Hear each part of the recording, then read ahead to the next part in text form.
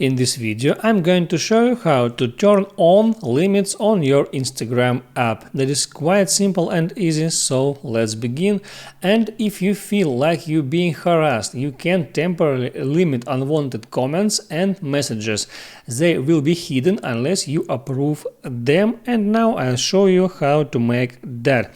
First, open up your Instagram application and get in your profile right here, and then tap on three lines icon at the top right and select settings. Then tap on privacy and here find limits, and here you see what kind of limits you may apply.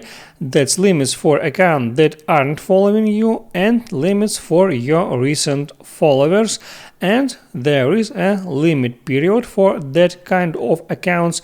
You can set this for some days or some weeks, and to turn on that limits, just tap on that button.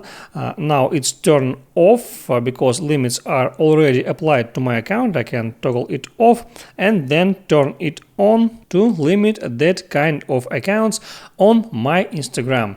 So I hope it helps you, and before you go, please like and subscribe.